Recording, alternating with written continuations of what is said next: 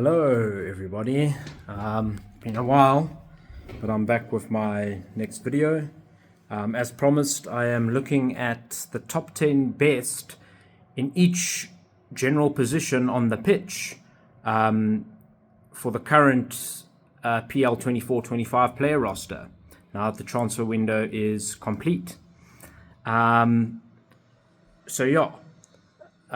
broken it up into strikers, general attackers, which can include wingers and versatile forwards, midfielders, which includes attacking midfielders, defensive midfielders, number eights, defenders, which left or right centre backs, and fullbacks, left or right backs, and then finally top 10 goalkeepers.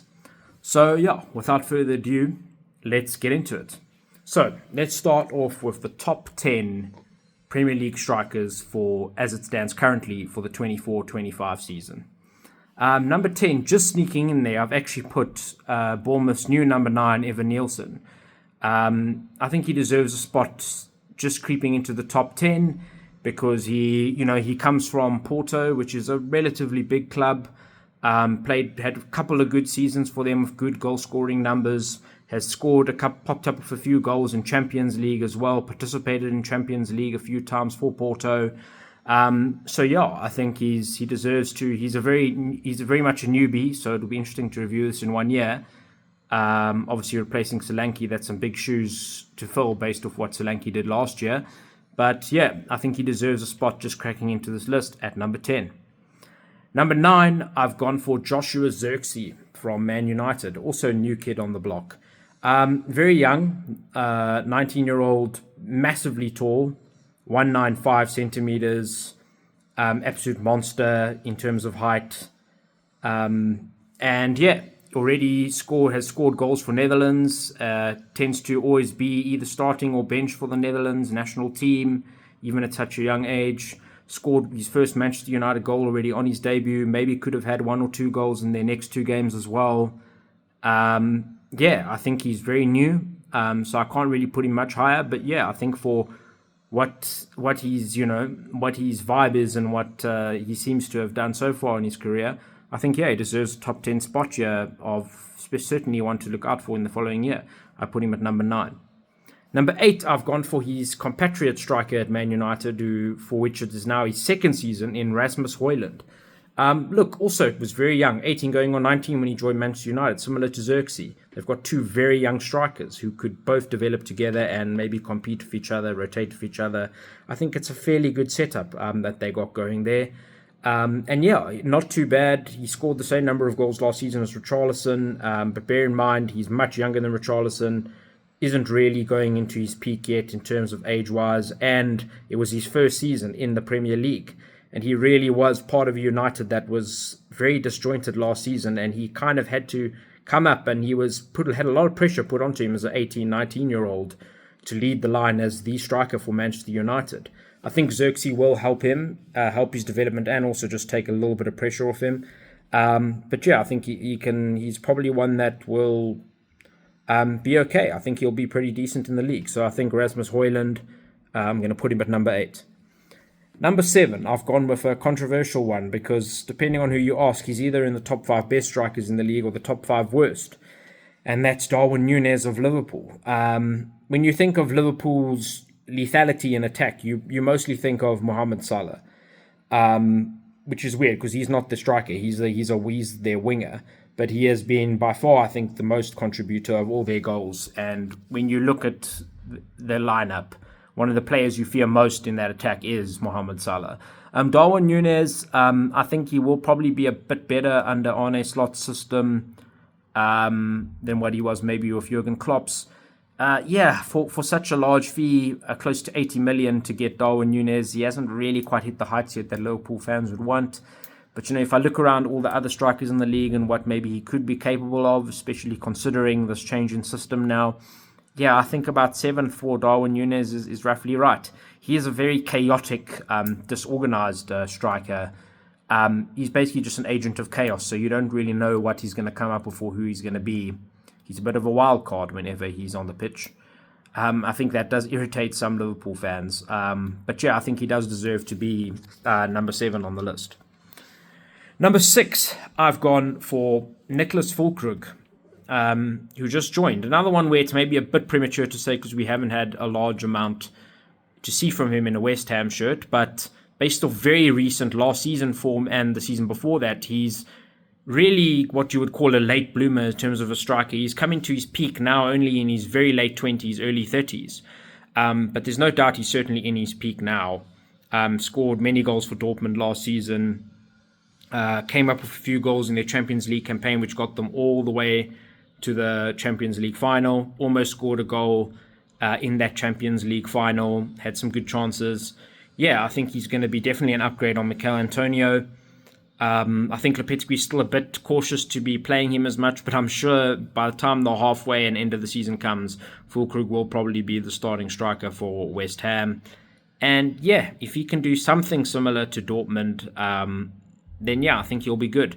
The reason why I've put someone like him higher up than Evan Nielsen is because he comes from 2 consecutive seasons in Bundesliga, which is a more intense, more difficult league, I think, than the Portuguese league where Evan Nielsen came from. Number 5. And this is mainly based off his previous performances, particularly last season's performance. I've put Dominic Solanke. This obviously can't be based off Tottenham at all because we've only seen him in one game. But yeah, I think if you go based off last season and how the strikers were last season in the league, he has to kind of crack into that top 5. He was, I think, 3rd or 4th in the Premier League Golden Boot race.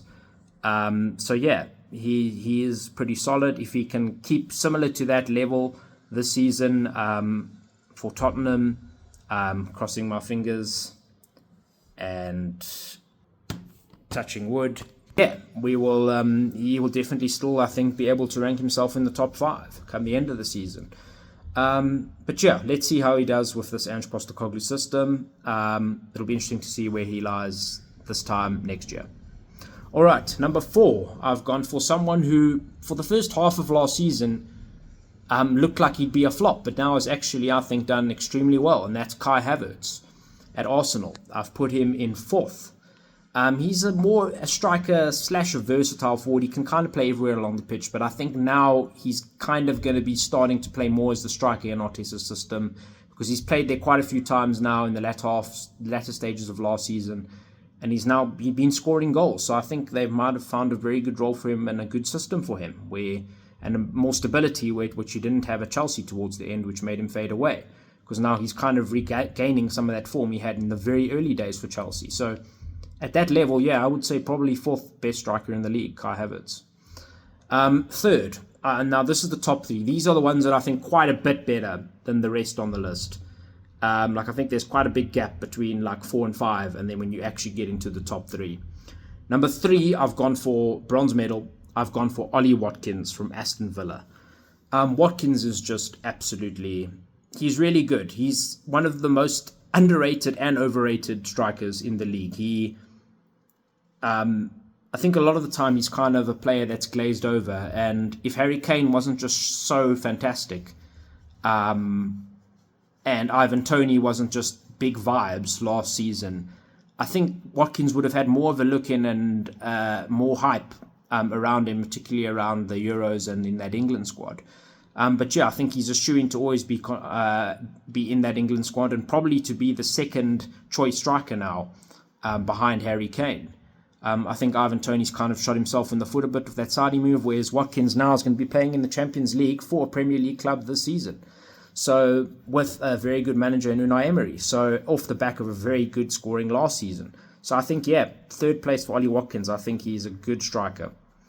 Number 2, the second best striker. I think we all know who the best striker is anyway, but the second best striker, the best of the rest, has to be Alexander Isak. I've looked from this season. I looked through the whole of last season. I've had people whisper in my ear about it. I've watched pundits speak about it. I've watched people analyze the different strikers. And yeah, I think based off what I've seen, the eye test, the stats test, the professional opinion test, the lay opinion test, Alexander Isak is the best of the rest in terms of strikers in the league. And I can see why teams like Arsenal and Chelsea really wanted to try and get a hold on him in this transfer window, but 120 million was just absolutely ridiculous.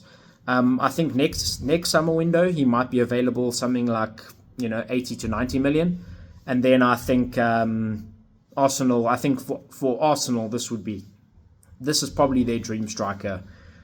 Because obviously you're not going to get Haaland out of City, but if you can get Alexander Isak, you've got the next best thing from the current crop of Premier League players. He's the second best striker after Haaland, and now this is now going to be his second full season as a striker for not his second actually. This is his third season as a striker for Newcastle. So yeah.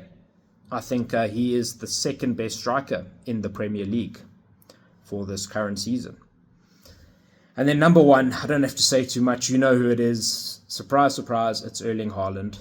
This man's just an absolute robot. Won the Golden Boot the last 2 seasons and probably going to win it a third season in a row unless a major injury comes. I think that's maybe the only way he could be stopped, and where it gives the rest of those players on this list a bit of a chance.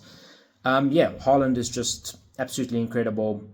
I think best striker in the world currently. So definitely the best striker in the current player roster for Premier League 24-25. All right, second part. Just general attackers. So here I've kind of got some of the strikers still sprinkled in here, but I've also tried to focus a bit more on the versatile forwards or the wingers. Because obviously with pure strikers, you're missing out a lot of very good wingers that are actually currently present in the league. Winger is actually a very strong position in the Premier League at the moment. There's a lot of very good wingers. In terms of attackers and wingers, etc., I have some honourable mentions before I get into the actual top 10. Honourable mentions, I have Pedro Neto, right winger, obviously now moved from Wolves to Chelsea. I think what stopped me from putting him maybe just sneaking into the list is the fact of his injury record. He needs to kind of shirk that off a little bit in order to really be in contention. On his day, when he's really fit, he could probably even crack into the top 5 of Premier League attackers, or especially wingers. I think injury record leaves a bit of a question mark there. Second honorable mention, Johan Visser from Brentford. This man is very criminally underrated as a left winger. You can see why Wolves were looking at him seriously to replace Pedro Neto. I think he would be almost, at that level of Pedro Neto, Johan Visser. He's a very good left winger. Him and Mbeumo just absolutely explode for Brentford. And they really came up trumps when, during Ivan Toney's suspension, they were banging in the goals despite them not having a striker. Very good. Third honorable mentions, Matheus Cunha, who is a striker but also can play a little bit across the line for Wolves. He had a really good breakout season last year. He plays very well. He plays very attacking style. He gets out there and, he's got that Brazilian flair, and he goes and he scores some goals. I think good for him. Matheus Cunha, fair play. Next honorable mention, I have João Pedro from Brighton. This man came from Watford, very much was a championship type striker, but really kind of just proved himself in Premier League with Brighton last season, was coming up with quite a lot of goals, but I think he's just not on the level of these top 10 players I'm going to get into. And then the final honourable mention, a bit of a very rogue shout, but not the worst shout, Chris Wood, the only New Zealander in the entire Premier League, striker for Nottingham Forest and last season and the season before that for Newcastle. He just is a pure bread and butter striker. He gets onto the pitch when he's required to, and he tries to bang up and get some goals. And he tends to always get really good goals. His XG and his conversion rate is actually one of the best in the entire Premier League, almost on the levels of Haaland. It just doesn't quite cut it, I think, in terms of what we're really looking for and like who you think when you think of top 10 attackers in the league. I'm going to say Chris Wood as my final honourable mention. Okay, now we get into the top 10 general attackers in the league. Number 10, I spoke earlier about Johan Visser, who only made it, I think, as an honourable mention, missed out slightly, but his compatriot Bryan Mbeumo is who I actually decided to put in the coveted number 10 spot. Brian Mbeumo has a bit of a better injury record than Pedro Neto. Does still have a bit of an injury record, but it's nowhere near as bad as Pedro Neto's. And like I said, him and Wissa really came up trumps when Tony was absent. And I think after Ivan Toney, Brian Mbeumo was probably their most coveted asset at Brentford. So I think the fact that they only lost Toney this season, but they still kept Mbeumo, despite teams like Liverpool vying for him, I think they were the most serious. They managed to keep him, and I think that was really good for them. He's a really good right winger. Pure right wingers are in short supply, elite, experienced, pure right wingers. So good for Brentford for having him. I think that's a very good player to have in a team like Brentford. So yeah, I'm going to say number 10, Brian Mbeumo.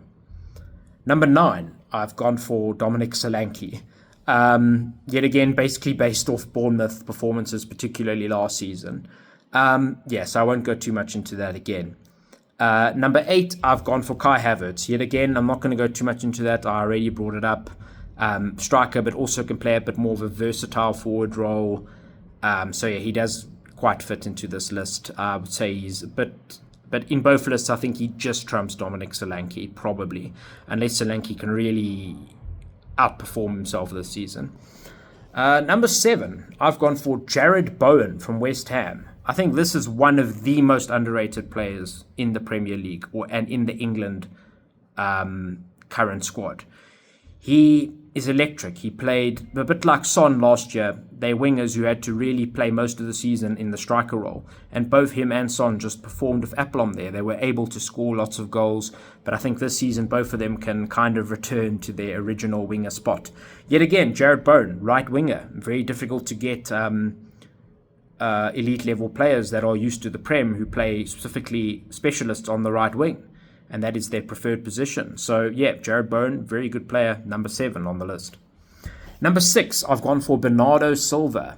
Another one who kind of is a bit underrated because no one really thinks too much of him, but you always see him coming up on the score sheet for Manchester City. He's probably not in the top 3 or 4 names you think of when you think of Manchester City, but he always comes up and he's always done well, good old reliable.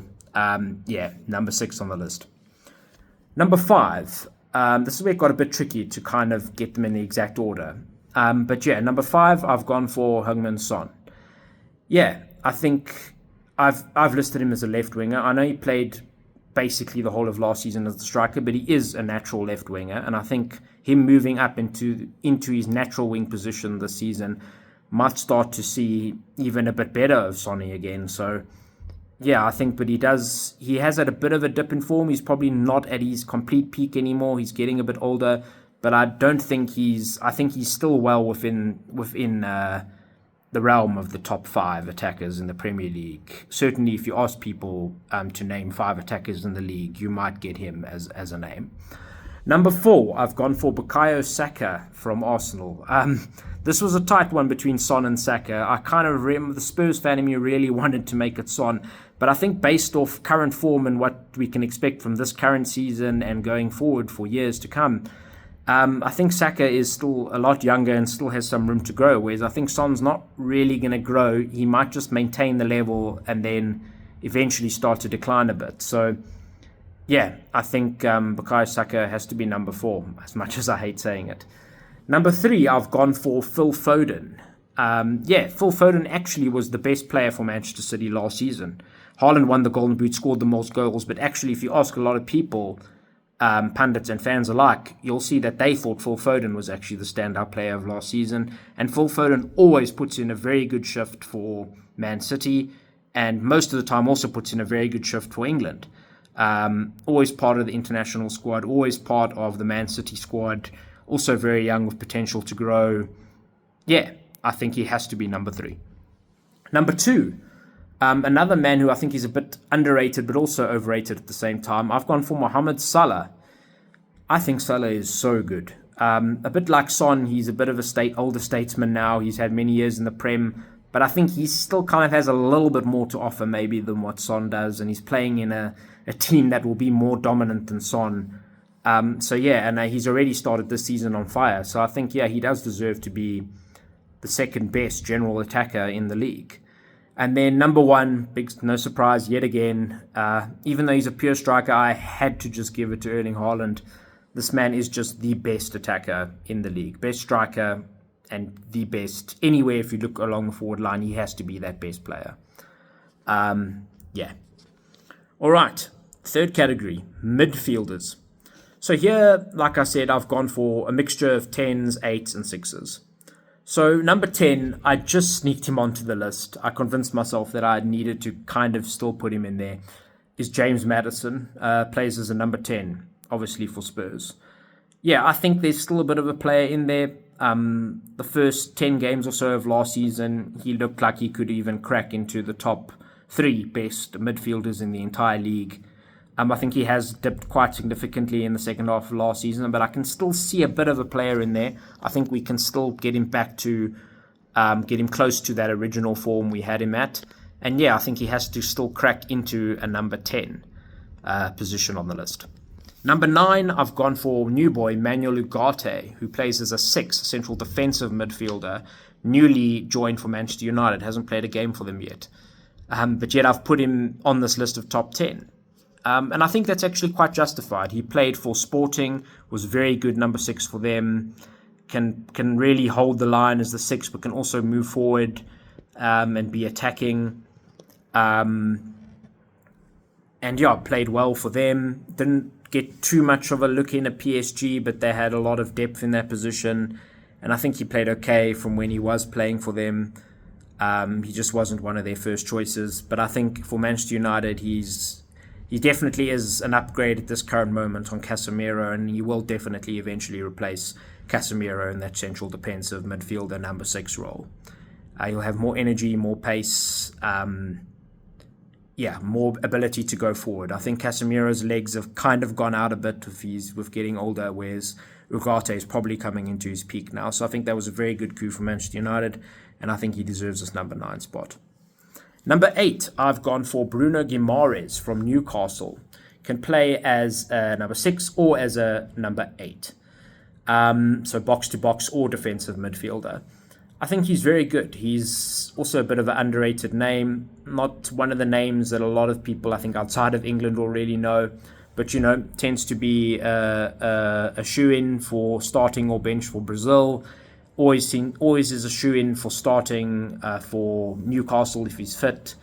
Has had interest from Arsenal, Manchester City, massive release clause, and they were potentially even willing to pay it. He's a very good player in his position. He has to be number 8. Number 7, I've gone for Eberechi Eze from Crystal Palace. Obviously plays predominantly as a number 10.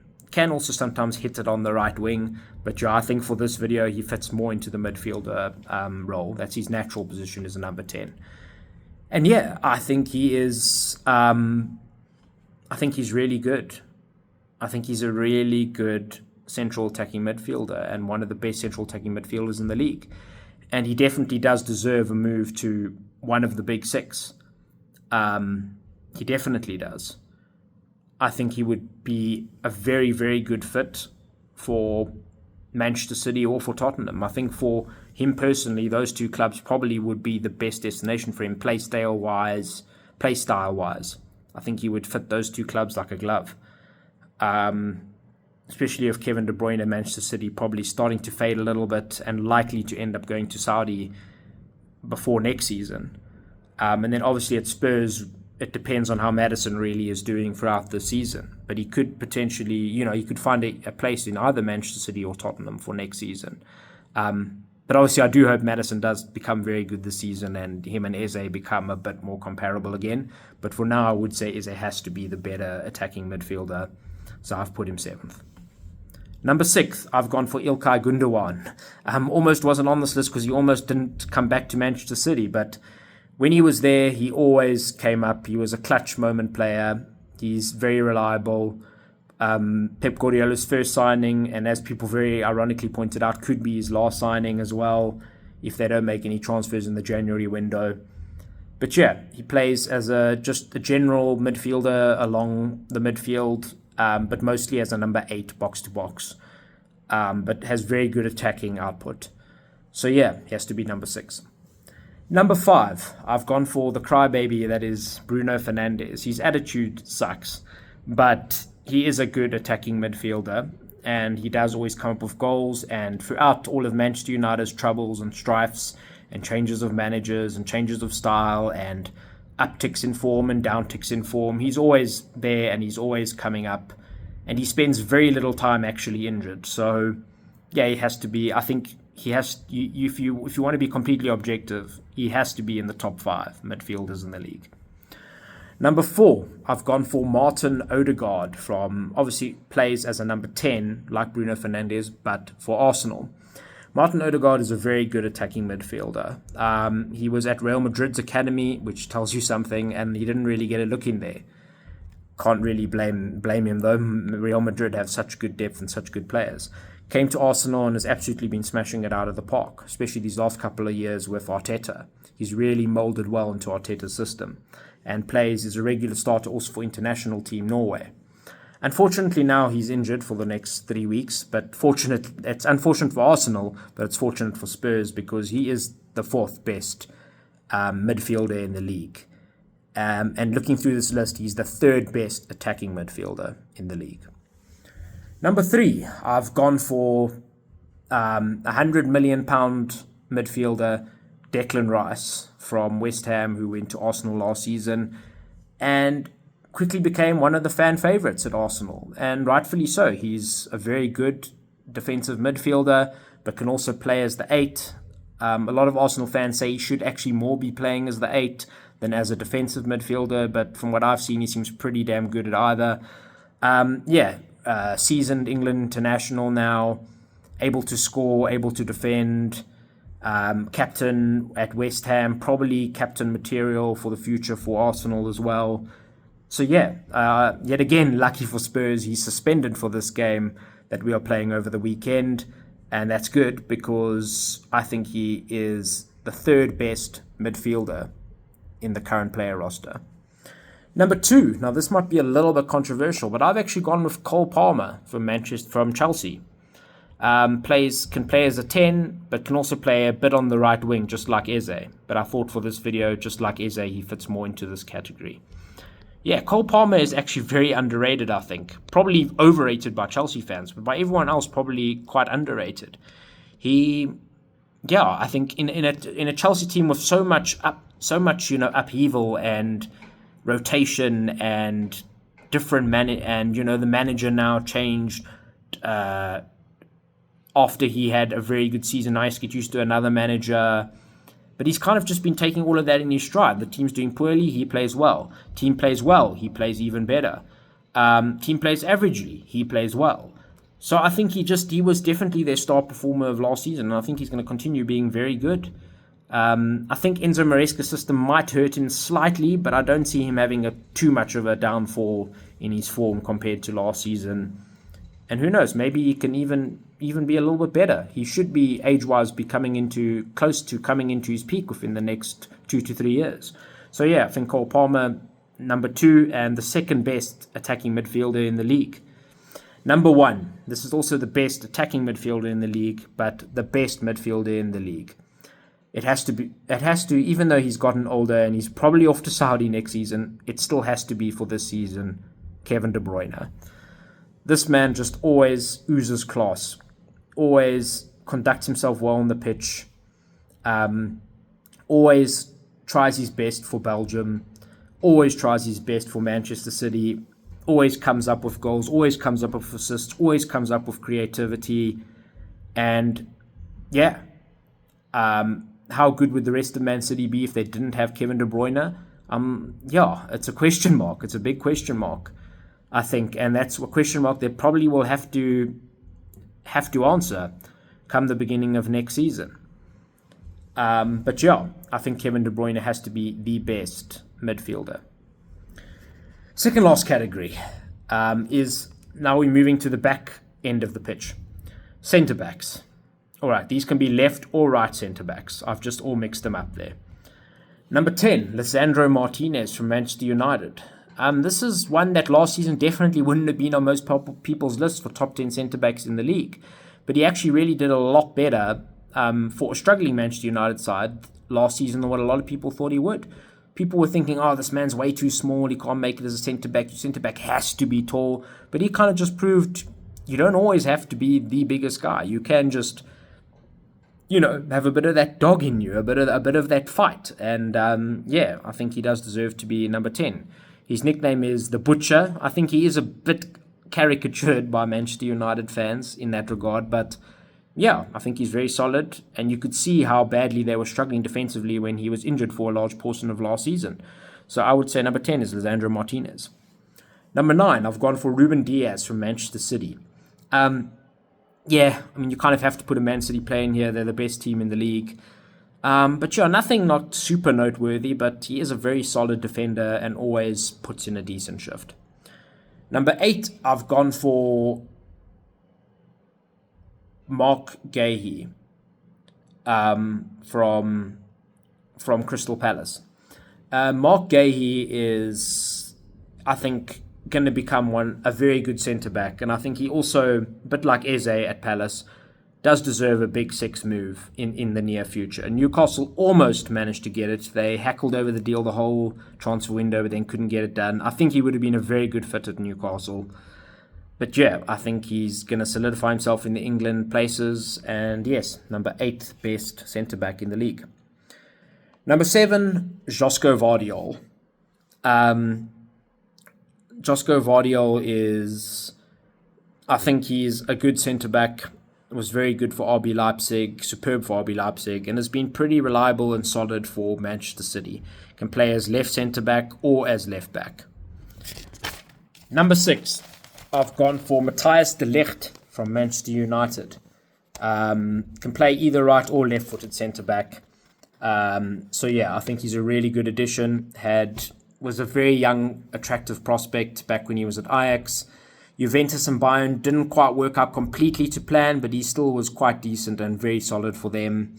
He just happened to fall out with our favour with the manager for some reason at Bayern towards the end.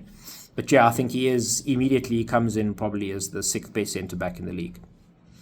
Number 5, I've gone for Gabriel Magalhaes from Arsenal. There's no lying, there's no beating around the bush that Arsenal centre-back pairing is very good. And I think Gabriel does deserve to be number 5. Between 5 and 4, it was a toss-up here. But this time, I went a bit more with my heart. And number 4, I put Christian Romero from Tottenham. I think Romero is slightly better than Gabriel. Arsenal fans would probably come at my head for that. But yeah, I think Romero does deserve to be in the top 5 centre-backs in the league. I think his discipline leaves a little bit to be desired. He could probably even be a bit higher if he just had a slightly better disciplinary record and didn't occasionally get himself a red card and miss some games. But yeah, I think he is one of the best centre-backs in the Premier League. Number 3, Virgil van Dijk from Liverpool. Another one where he's an elder statesman now, but I think he still is very reliable, still comes up trumps when he needs to, puts in good defensive shifts, can even score a clutch goal or whatever in cup competitions, like we saw him when Liverpool won the Carabao Cup last season. He scored a header in additional time. And he's a giant. He's very experienced now, very reliable. And I think even though he's fading a little bit, I think he still has to be number 3 best centre-backs in the league. Number 2, I've gone for Mickey van der Ven. I think Mickey van der Ven is absolutely brilliant. Electric pace, electric recovery pace to stop players who have run on to try and get a sneaky counter-attack goal, and absolutely crucial to the Ange Postecoglou system. I think I can actually now solidly say that Van der Ven is the most important cog in the Postecoglou system machine in terms of on the pitch. He has to be. His recovery pace, his height, his confidence, his speed going forward, he has to be. And I think he does deserve to be the 2nd best centre-back in the league. Number 1, I hate to say this yet again, but another Arsenal player, William Saliba, the centre-back to Gabriel. I think Saliba predominantly plays as a left-footed centre-back in the partnership of Gabriel on the right. And yeah, I think this is a monster partnership, and I think Saliba is the best defender in the league. I hate to say it, but I think this Arsenal centre-back is the best centre-back in the league. All right. I realize I made a bit of a howler with my midfielders. I was going through these centre backs, and I realized I forgot Rodri from Manchester City. And yeah, Rodri is the best defensive midfielder in the entire Premier League. So I hate to do this, but I'm gonna have to take James Maddison off the top 10. I'm gonna have to shift everyone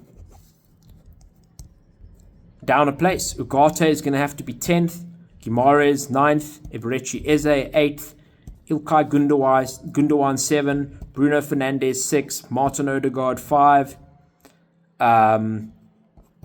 Declan Rice 4, Cole Palmer 3, and you know what? No, I'm going to go, and then number 2, I'm going to go for Rodri. And then number 1, I'm going for Kevin De Bruyne. Rodri has to be all the way up there. He has to be. I can't believe I forgot him. I can't believe I got him. Sorry, Maddison. Someone had to make way. But yeah, Rodri is just so good.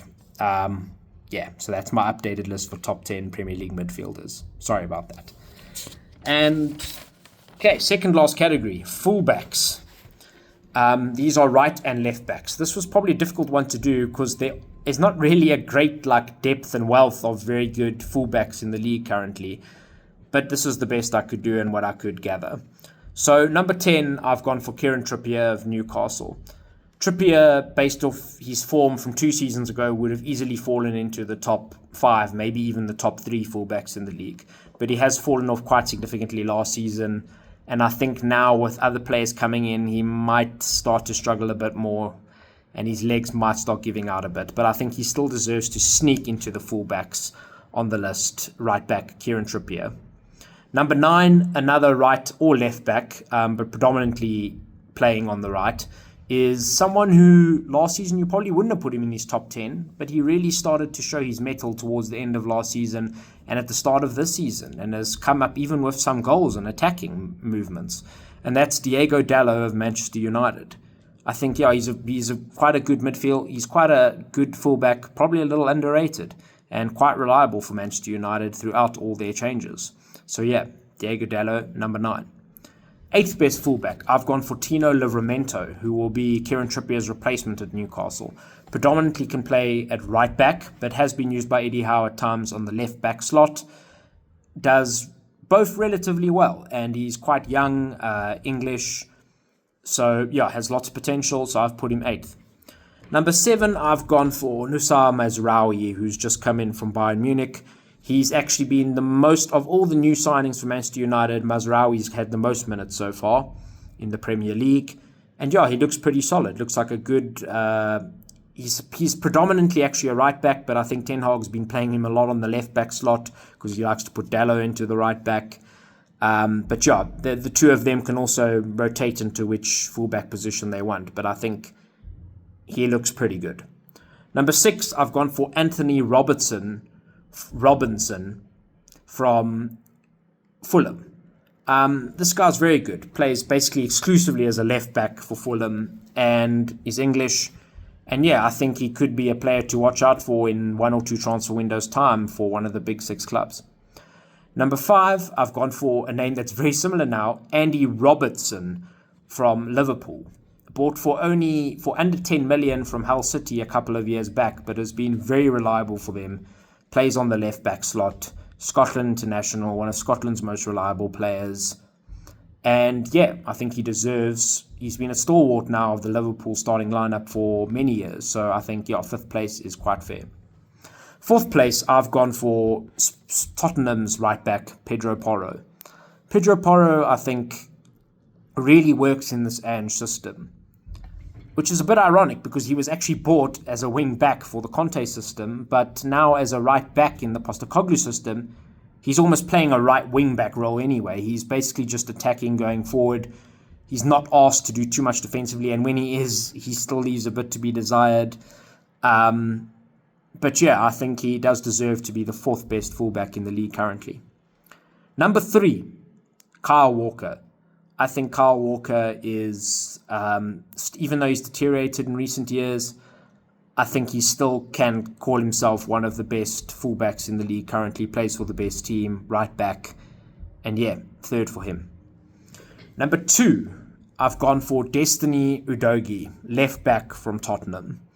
This man just absolutely exploded onto the screen, onto the scene last season. He was bought, it was a pre-buy that we got from Udinese, and then he only joined us last season, but boy, was he doing well in this Postecoglou system. Another player like Porro, who ironically was very much bought for the wing-back system that Conte liked, but in this inverted full-back, left-back role, where a lot more of it is asked of him attacking-wise, he actually, this I think suits him to a T. He doesn't have to be part of the defense. Postecoglou only really asks him to move forward with the ball and provide creativity and pace, and he does that in trumps. So yeah, I think Destiny Udogie is the second best fullback in the Premier League currently. And then number 1, it has to be Trent Alexander-Arnold, England international, regular for them. Can play in the DM role, but he really should just be playing as a right back. He is very attacking as a right back, comes up with goals, can be found all over the pitch, very reliable for Liverpool now. So yeah, I think Trent Alexander-Arnold is the best fullback in the league. And last but not least, the top 10 goalkeepers in the league. This is the very last position on the pitch. Number 10, I've gone for Kepa Arrizabalaga, formerly of Chelsea, was on loan at Real Madrid last season and now is at Bournemouth. He gets a bit of slack. I think he's kind of been treated a little bit harshly. I know he's made some howlers, but I still think he probably was a better keeper than someone like Robert Sanchez or Petkovic, who managed to, assert themselves a bit more at Chelsea, which forced Kepa out into the cold.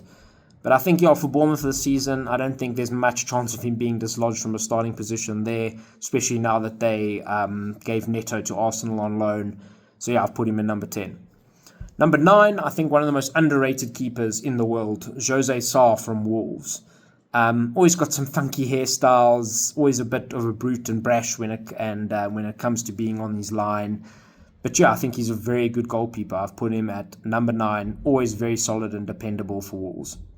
Number 8, I've gone for Aaron Ramsdale. What a coup for Southampton. Probably one of the worst, if not the worst team in the league this season, actually having a keeper like Aaron Ramsdale. I think he was unlucky to be forced out so quickly by Arsenal, by David Raya. I didn't even expect Raya to usurp Ramsdale as quickly as what he did. But yeah, I think Ramsdale's still a pretty solid keeper, and he has to get number 8 on this list. Number 7, I've gone for Ederson from Manchester City.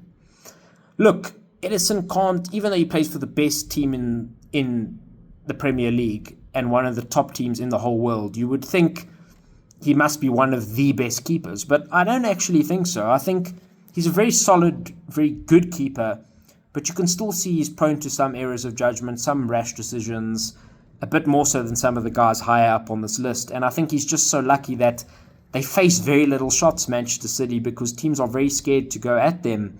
But sometimes when teams do go at Ederson, he kind of does make some kind of howl, or they do manage to kind of get around him or trick him a little bit. So I think, number 7 is fair for him. Number 6, I've gone for Nick Pope from Newcastle. Nick Pope, I think, is a very good goalkeeper. We saw how much Newcastle was struggling last season when he got that extended injury and they had to rely on Martin Dubravka. But I think now with Pope back, I think he looks like a very good shot stopper. And yeah, he can stop many goals from going in, so it has to be number 6. Number 5, I've gone for Guglielmo Vicario at Spurs. I think Vicario is quite good. Was quite a bargain, I think, for getting him for under 20 million last transfer window. Immediately came to the starting lineup, played every single game for Spurs. And always had so much passion on the pitch, and even outside of the pitch and outside of the games as a member of the team and of the squad, he just seems to have such a good vibe and such a good attitude about him. And I think that's really that's why he fits into Andrew's system really like a T, because he just has such a good attitude and such a lot of passion for that attacking style that we want. His shot stopping is very good. His close range shot stopping is absolutely superb. What needs work is his defending off a set piece and off a set play. Off a set piece or off a corner. That's where he really needs to work on, just bulking himself up a bit.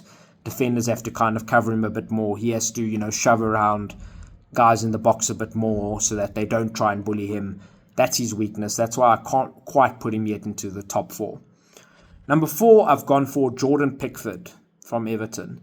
Yet again, where it's a very low type team in the Premier League, we've got a very good goalkeeper. And I think that saved them quite a few times. And I think England as well have been lucky to have such a dependable, reliable goalkeeper for such a long time now. And yeah, there's a reason why he keeps getting chosen as first choice goalkeeper for England. Despite other English keepers all coming and going, Pickford remains there, and Pickford remains a first choice across many years and across many different managers, because he just really is very good. I think some seasons he's the reason, the last 2 seasons, I think Pickford might be maybe the sole reason that Everton are actually still in the Premier League, so he has to be up there. Number 3, I've gone for Emiliano Martinez from Aston Villa, also affectionately known as Emi Martinez or Dibu Martinez. He's just an absolute expert at shithousery. He riles up people, absolute penalty specialist, penalty saving specialist, always has lots of passion, always gets the crowd going, gets the opposition crowd riled up and angry, gets in the heads of other players. Has to be, I think he's the 3rd best goalkeeper in the league. Number 2, I've given it to the Golden Glove winner of last season, David Raya, now at Arsenal. Raya did really well. He made that step from Brentford to a Big Six club, made it look fairly easy. Was there almost immediately, actually took Ramsdale out of the squad. I thought there'd be a bit more of a battle for that starting goalkeeper spot there, but Raya didn't make it look like it was much of a competition. And he's very good. He's very good. Number 2 on the list. Number 1, I've gone for Alisson Becker from Liverpool.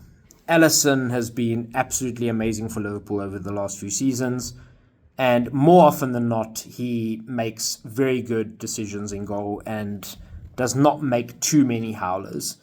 I think now that he's gotten a little bit older, he can occasionally make a bit of a howler or have a bad performance, but he's just been so good for so many games, for so many years, has guided Liverpool to basically always being a top 4 team, guided them to winning the league a couple of seasons ago. Alisson is just a really good goalkeeper. And I think he's going to be staying here for this next season at least, until Mamardashvili comes in. But Mamardashvili is going to have very big shoes to fill. Alisson, I think, has been, and currently is, the best goalkeeper in the Premier League. Sure, so that was a long one, guys, but thank you for staying with me. And yeah, that's my top 10 best in each general area of the pitch. And yeah, I know the Premier League is starting again this weekend. It's very exciting. The international break is done, basically. So the games start on Saturday. I will be back with my Premier League Game Week 4 predictions tomorrow night. So stay happy, stay healthy, keep yourself tuned in, and as always, come on you Spurs.